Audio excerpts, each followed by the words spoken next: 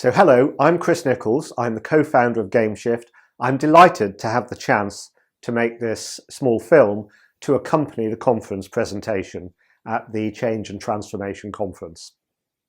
We've made this film so that you can share the ideas in your teams and your organisations. We just hope it's helpful to start the conversation around the themes we talked about today. I started out working in change and transformation back in 1983. It was a very different world. Since then, I've worked in 55 countries in this broad area of strategic change. My roots were in Pricewaterhouse and global energy transformation. I subsequently spent the early 2000s in a business school and a business school consultancy, where I was Professor of Practice in Ashridge Business School. I was also a visiting lecturer in many places, including Schumacher College of Deep Ecology. I've spent the last 10 years founding and being part of the GameShift community. GameShift is a thinking partner in systems change, and we help organisations like yours to think about their part in changing the ecosystems of the markets and business sectors in which they work. For example, we work in healthcare, food systems, the built environment and material science, water security, sewage, sanitation and water transformation, the transformation of education, and across all sectors, working towards sustainable companies on a sustainable planet. What we've learnt in doing all of this work is that change models are really useful, but all these change models and theories only get us so far, and far too many of them have boxes and straight lines, and of course the real world doesn't work like that. Nature doesn't have straight lines, nature has spirals, and in our view it's much better to think about change from a natural systems perspective. If you want to change a system, get serious about spirals. And when it comes to change models, I said they're useful. They're wrong, but they can be really helpful. And I like to think of them as an unfinished map. They're a really great way of helping us to locate ourselves in the change environment we're in, but they don't tell us the whole story. And story is an incredibly important word in this context. Salman Rushdie said, if you can't change the story when the world around you is changing, then you are absolutely the prisoner of your circumstances. And an awful lot of our work is around helping people to recognise the story that they're living within, notice its consequences and limitations, and then to develop new stories so that people can live the change that they're trying to bring about. If you want to get serious about change, get serious about story and how you change a story. But I love this quote from Patrick Ness. Stories are wild creatures. When you let them loose, who knows what havoc they might wreak? You see, in organisations, and organisations are made of stories, we can't control the stories. And an awful lot of change management pretends that we can control the story we're in. We can't, there are limits, but we can work well and wisely with stories. Why can't we control them? Well, stories exist in groups, and groups behave oddly sometimes when things change. I'd like you to really become familiar with the work of this guy, Wilfred Bion. Wilfred Bion was a group psychodynamics specialist who spent his life in the 20th century when a lot of the world went to hell in totalitarianism and global wars. And he became really interested in why do groups of people do such peculiar things in times of change. And I think there's such wisdom in there for our corporate change stories.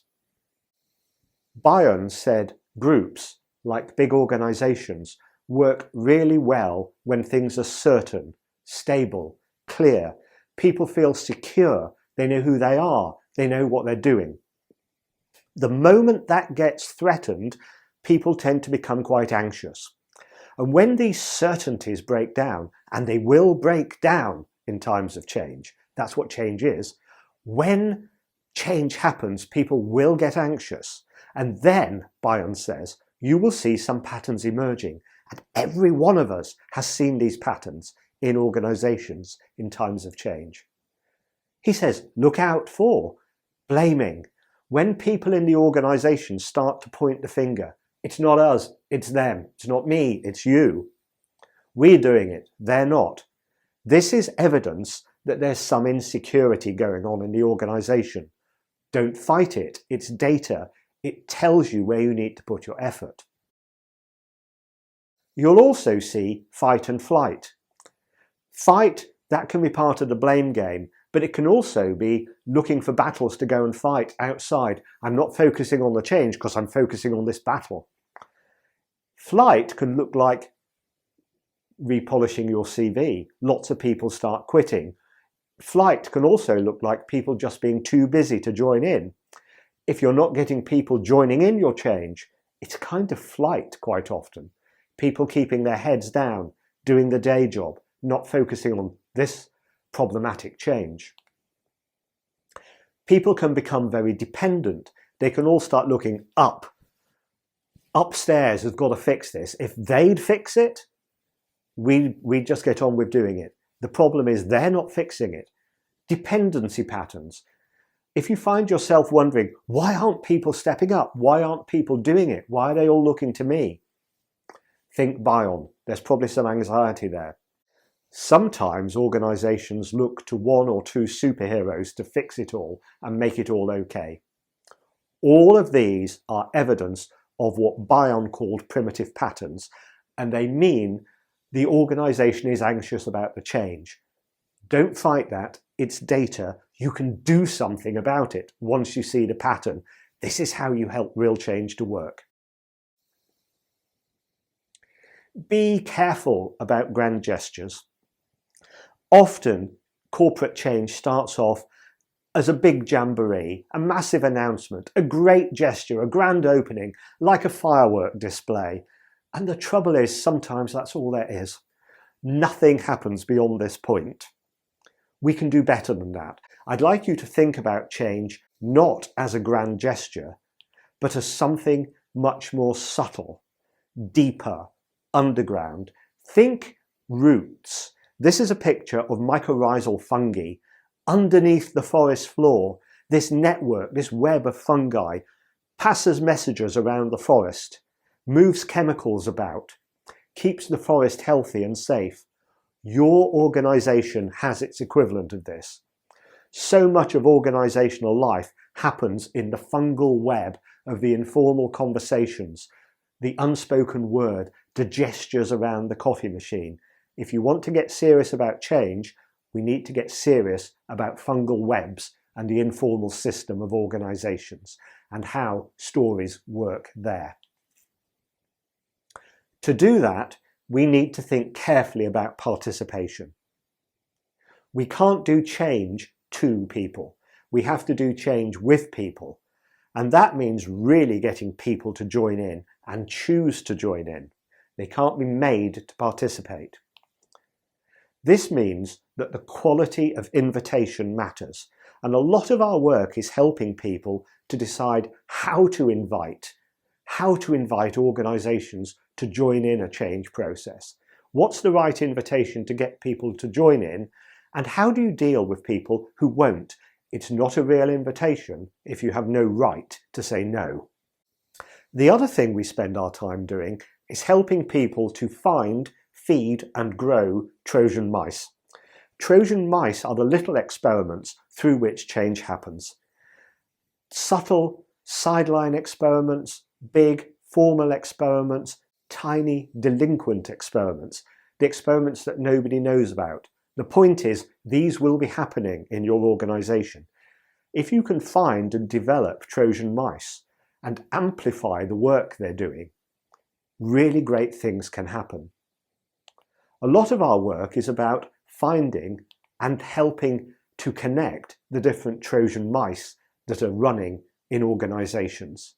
And if you can feed and nurture people's ability to collaborate and innovate and create systems that make change happen, you're a long way forward in getting something really spectacularly good happening.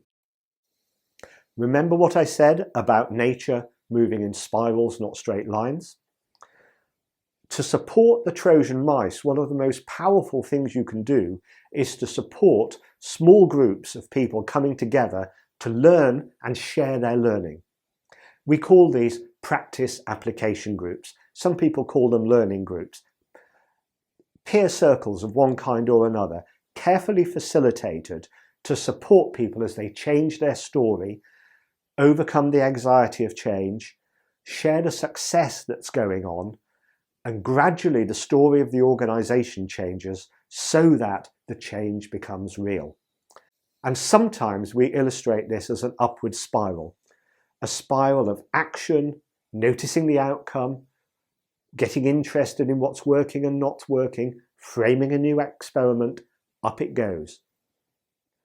Organisational learning spirals are the way change happens. It won't all go in a straight line. It won't all go as you plan, but if you keep learning and keep alert, you can support really good change in your organisation.